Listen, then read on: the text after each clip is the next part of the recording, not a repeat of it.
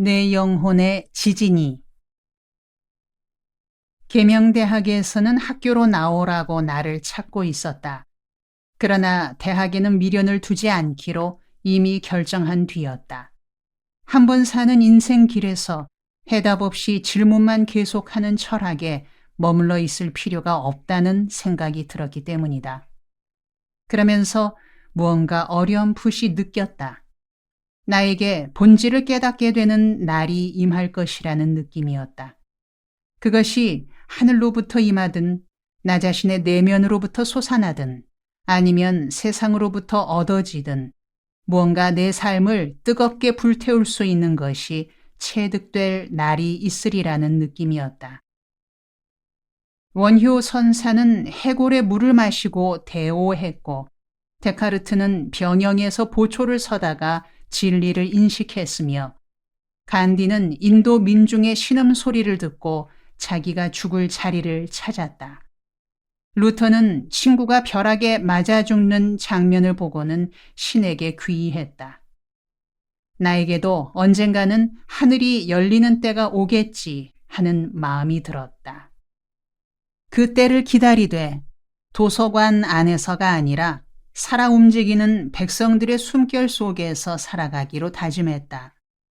북적대는 시장터에서 씨 뿌리는 농부에게서 노동자들의 몸짓에서 삶의 뜻을 터득할 날이 오기를 바랐다.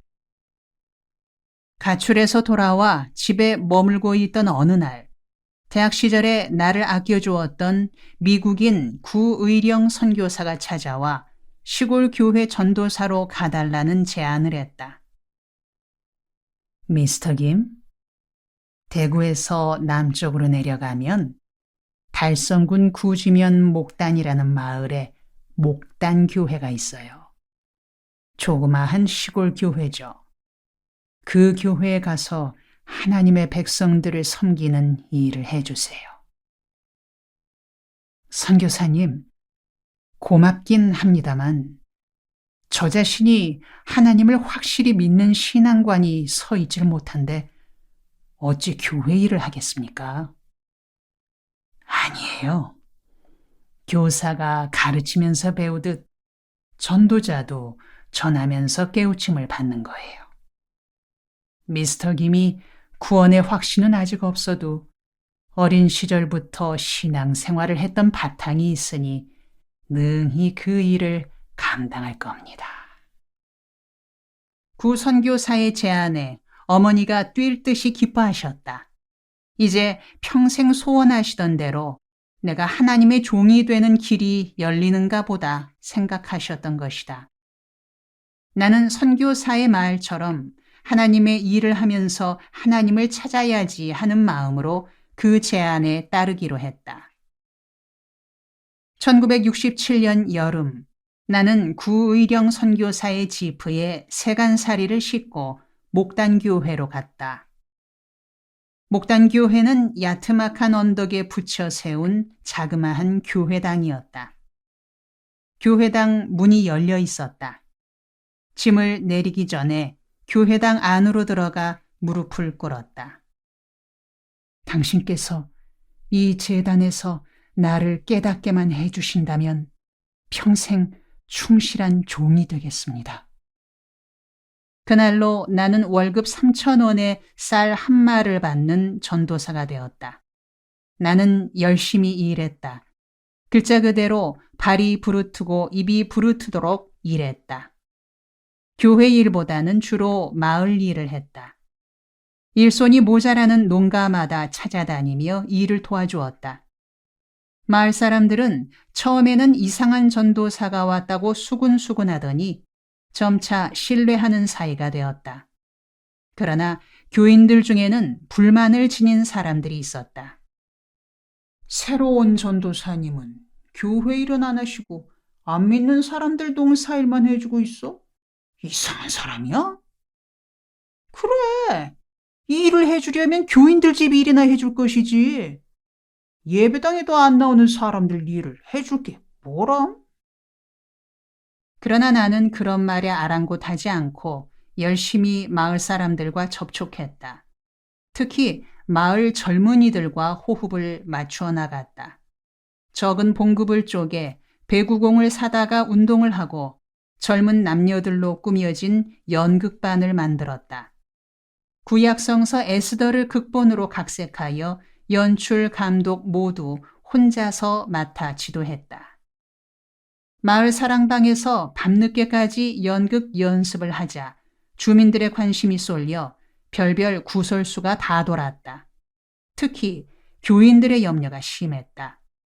다 큰 처녀 총각들이 밤늦게까지 살을 맞대고 놀다가 아이라도 베면 어떡하느냐. 그리 되면 교회 문 닫아야 한다. 전도사가 영적인 일에나 열심히 할 것이지 세상적으로만 나간다. 저렇게 하다간 예배당이 연회당이나 애베는 당이라 욕먹게 되면 어쩌냐고 걱정들을 했다. 그런 중에도 연극 연습을 마치고 공연 날이 왔다. 공연 첫날에 관객이 밀려들어 좁은 교회당이 터질 지경이 되었다. 엉성하게 지은 건물인지라 혹시 무너지는 사고라도 나지 않을까 안절부절 못했다. 그렇게 마음을 졸이던 터에 급기야 사고가 터졌다. 연극이 중반에 접어들어 이제 배우와 관객들이 호흡이 맞아가고 있을 즈음에 교회당 한쪽 벽이 우지끈 하고 무너지고 말았다. 이어서 악, 오메 하는 신음소리와 먼지가 뒤범벅이 되었다. 나는 숨이 탁 막혀 외마디 기도를 드렸다. 아이고, 예수님, 사람만 안 다치게 해주십시오. 집은 무너져도 좋습니다만 사람만은 지켜주시옵소서. 얼마쯤 시간이 지난 후 살펴보니 다행히 다친 사람은 없었다. 교회당 기둥들도 말짱하고 오른쪽 벽만 무너져 있었다. 연극을 무기한 연기한다고 알리고 관객들을 돌려보낸 후 연극단은 무너진 벽을 수리하는 작업반으로 바뀌었다. 연극은 다시 열리지 못했다. 그렇잖아도 못마땅히 여기고 있던 교인들이 공연 절대 불가를 주장했기 때문이다. 하나님의 영광을 가린다는 논지였다. 굳이 연극을 하려면 교회를 사임하고 떠나라고까지 강경하게 말했다. 그래서 에스더 연극은 빛을 보지 못하게 되었다. 마을 청년들은 무척 아쉽고 섭섭해했다. 그 후 내가 정성을 기울인 것은 아동 지도였다. 교회 부근 마을들을 6구역으로 나누고 월요일에서 토요일 사이에 하루 한 구역씩 찾아갔다. 농부들이 하루 일을 마치고 저녁 식사가 끝날 때쯤 밤이 으슥한 시간에 넓은 마당에 화토불을 지피고 마을 아이들을 모아 동화를 들려주고 노래를 가르쳤다. 노래마당이 끝나고 동화 시간이 되면 아이들만 듣는 것이 아니라 어른들도 들었다. 마을 처녀들과 부녀자들이 가까이 오지는 못하고 담 밑에서 멀찌감치들 서서 듣다가는 아이들을 시켜 쪽지를 보내왔다. 목소리가 잘 들리지 않으니 소리를 좀 높여달라는 내용이었다. 나는 학생 시절에 읽었던 소설들을 총동원하여 이야기 재료로 삼았다. 장발장, 죄와 벌, 부활, 15소년 표류기, 철가면, 보물섬 등의 이야기들을 밤마다 연속 상연으로 들려주었다. 신나는 장면이 나오면 아이들은 박수를 치고 환호성을 올렸다. 슬픈 장면에서는 탄식하며 애를 태웠다. 주인공의 슬픈 사연에 눈물 짓기도 했다. 이 덕분으로 교회 학교가 대부흥을 이루었다. 하루는 이웃 마을에 있는 교회에 청년 한 명이 나를 찾아왔다. 청년회 회장이라고 자기소개를 하고 내게 물었다. 전도사님, 예수 믿는 사람이 자살하는 게 죄인겨? 그럼요. 두말할 것 없이 큰 죄죠. 사람 생명의 주인은 하나님인데 자기 생명이라도 자기가 끊으면 죄죠. 하나님 앞에서 살인죄 짓는 거죠. 그렇다면 자살한 사람을 장례 지내는 것도 죄인교? 그거야 다르겠죠? 사람이 죽었으면 누군가가 장례를 해야 되는 것 아니겠어요? 그건 죄다 아니다 할 성질이 아니죠. 근데 그걸 왜 물으세요? 다름이 아니라 우리 교회에서 19 먹은 여선생이 며칠 전에 농약을 마시고 자살을 했심도. 그런데 목사님이 자살한 건 교리를 어기고 죄 지은 것이니 장례를 할 수 없다고 하십니다. 그리고 우리 교인들에게도 교리 어기고 자살하여 죽은 시체에 손대지 마라, 같이 죄 짓는 거다라고 하십니다. 그래서 죽은 지 사흘이 지났는데도 장례를 못 치르고 있습니다.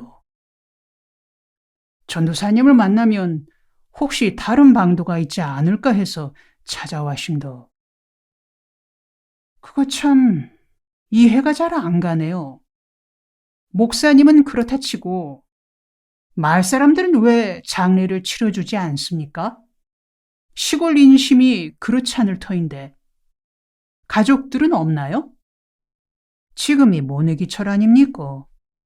보통 때 같으면 마을 사람들이 의일에 장례를 치러주겠지만 지금은 워낙에 바쁜 철이라 짬을 못 내는 거지. 그러고 그 처녀네가 뜨내기로 들어와 사는 집이라 마을 사람들의 도움을 못 받고 있심도. 마을 사람들은 그 처녀 안 좋을 때 죽었구먼.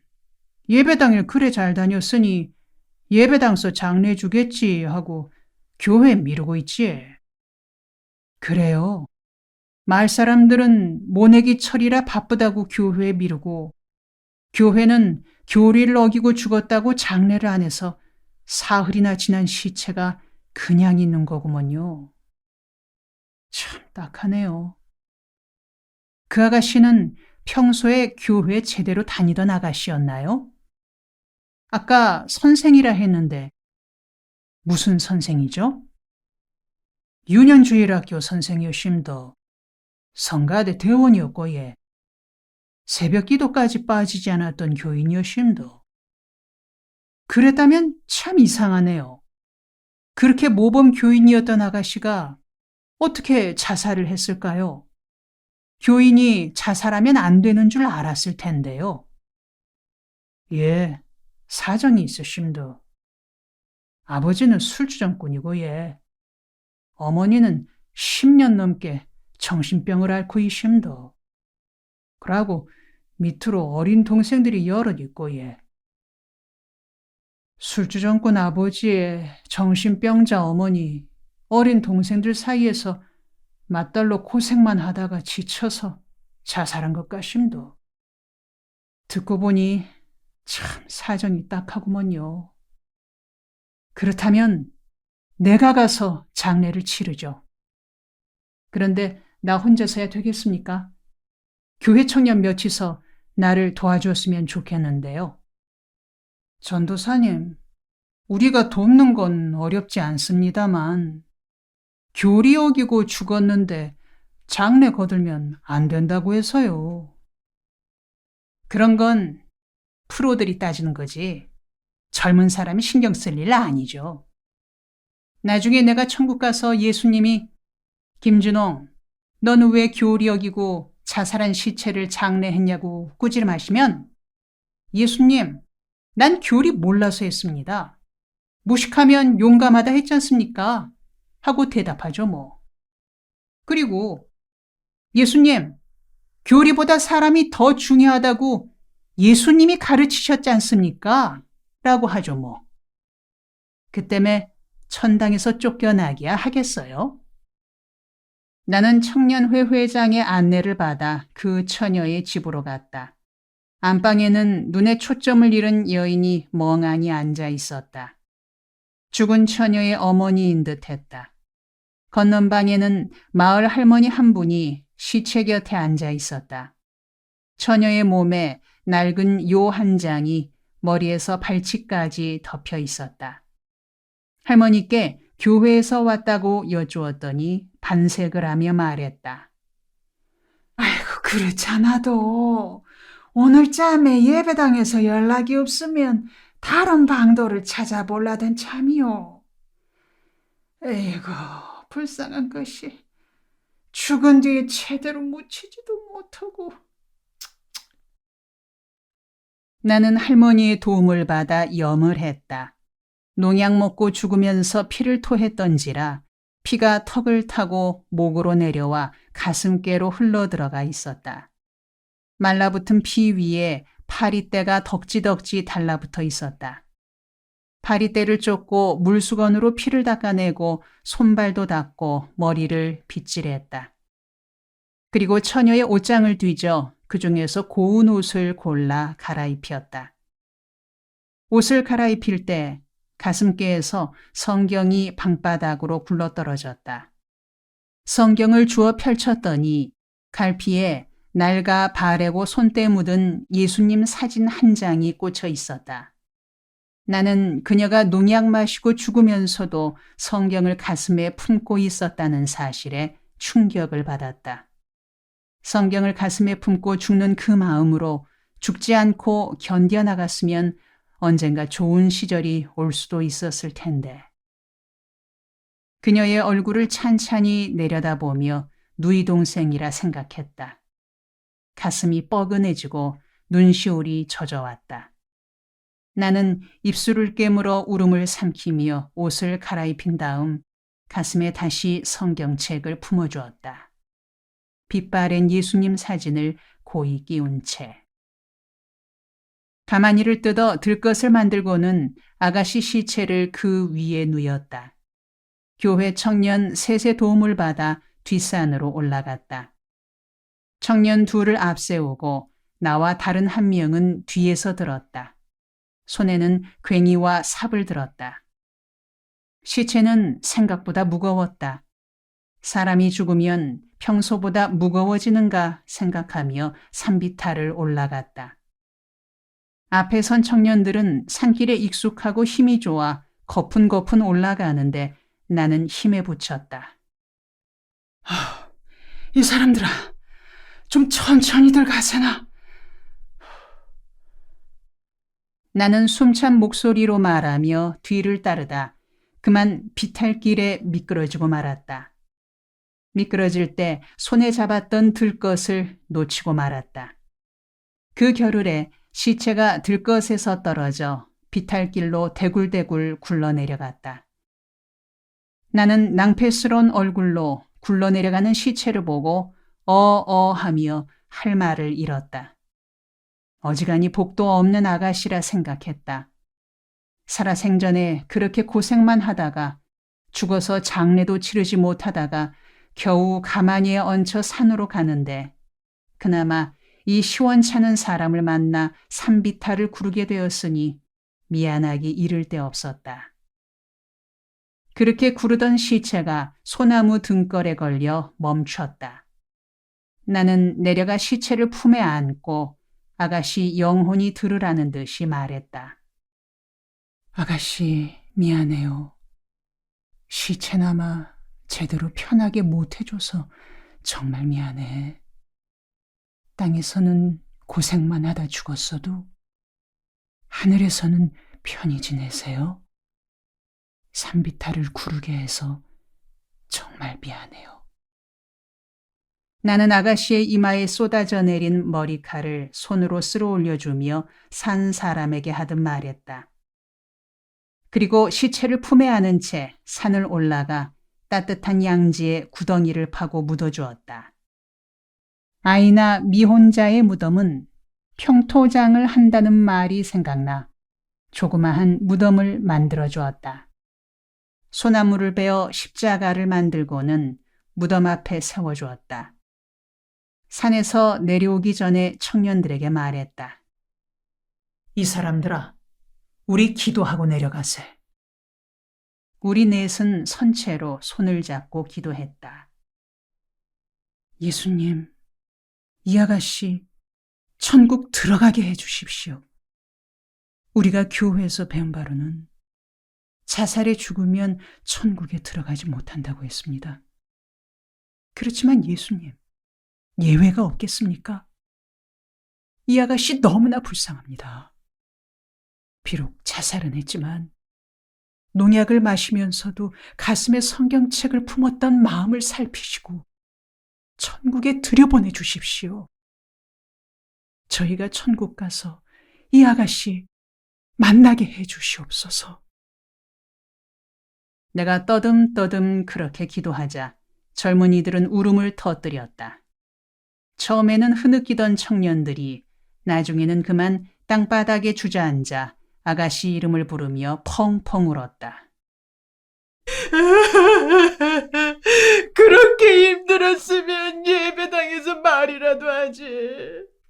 교회에서는 그렇게 늘 웃기고 명랑하더니 이렇게 죽어버렸냐. 청년들은 사설을 늘어놓으며 울었다. 아가씨는 가정 환경이 그렇게 불우했어도 유머가 있고 밝은 성격이었던 모양이다. 그러나 자기가 감당할 수 없는 시련에 그만 무너져 버렸던 것이다. 나는 청년들이 울음 그치기를 기다리다가 나중에는 등을 떠밀다시피 해 산을 내려왔다. 이제 그만 울고 내려가세나. 평소에 어려운 사정을 살피고 도와줬어야지. 지금 와서 운다고 될 일인가? 이제 해지겄다. 그만 내려가자. 산자락에 이르러 마을이 시작되는 길목에 처녀가 다니던 교회당이 있었다. 교회당 울타리를 끼고 마을로 내려오는데 마침 토요일인지라 청년들이 모여 성가 연습을 하고 있었다. 오르간 소리, 웃음소리들이 담 너머로 들려왔다. 지난주까지만 해도 함께 성가대석에 앉았던 친구는 농약을 먹고 자살했어도 살아있는 이들은 즐거운 인생인 것 같았다.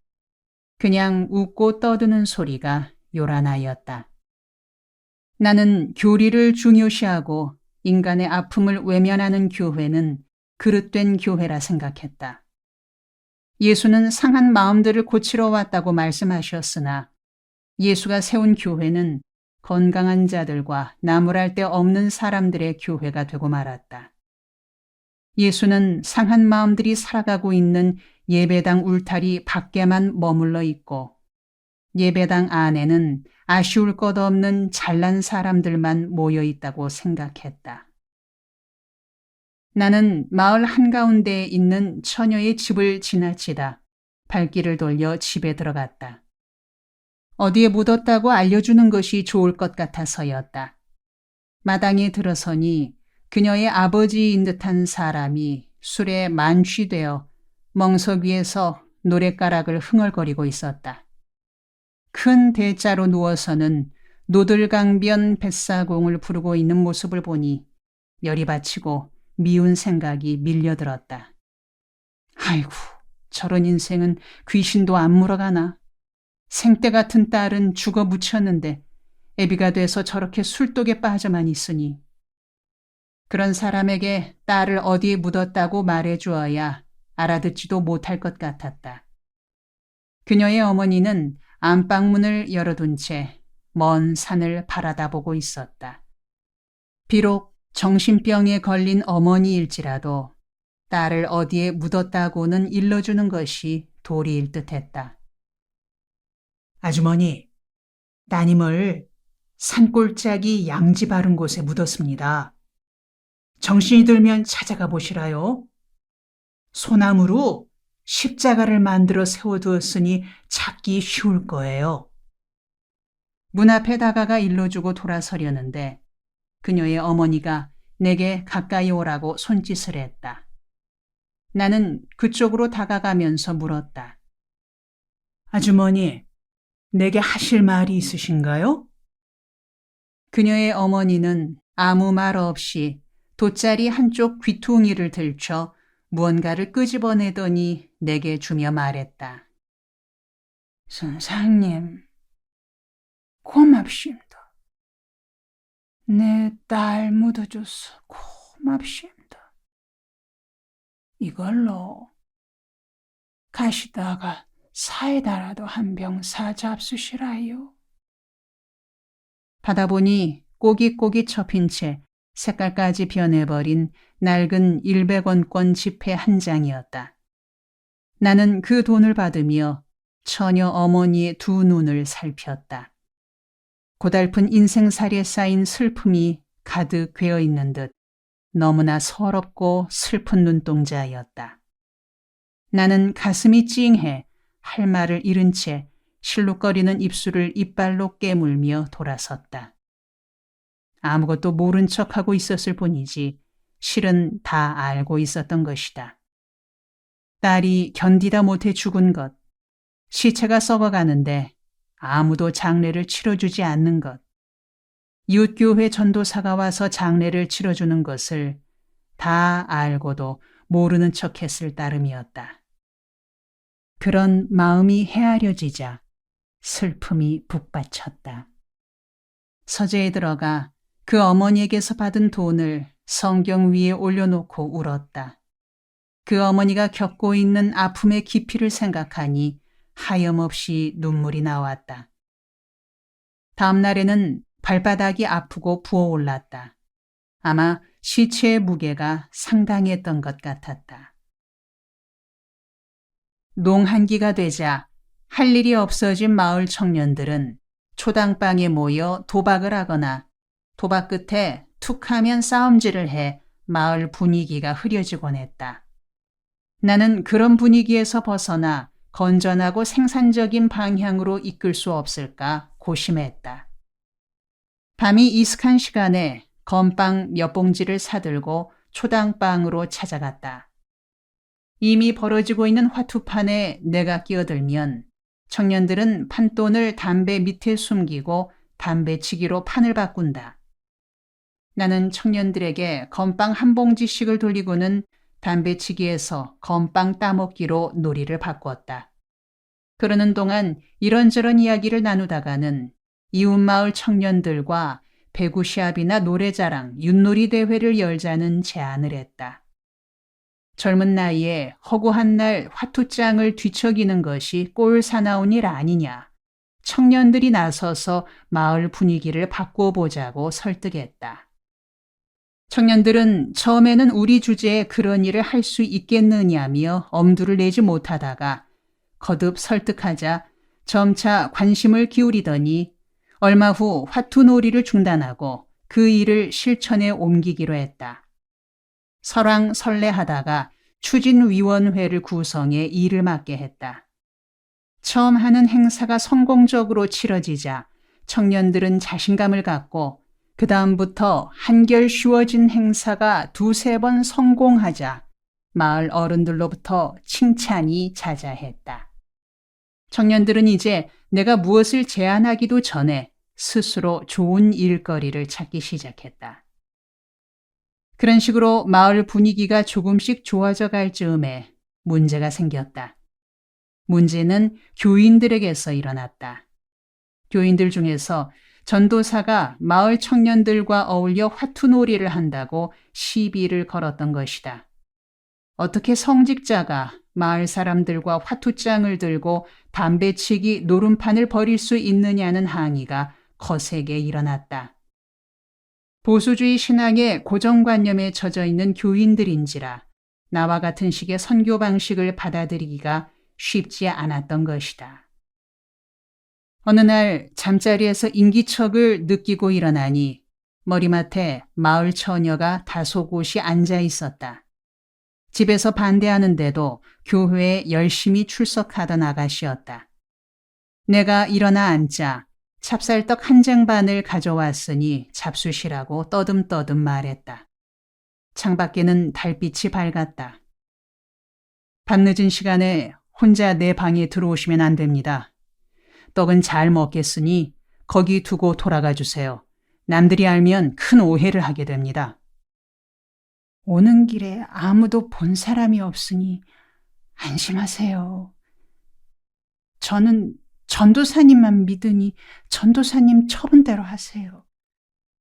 저를 전도사님 뜻에 맡기겠어요. 그녀의 목소리는 떨리고 있었다. 나는 이래저래 교회를 떠날 때가 되었다는 생각이 들었다.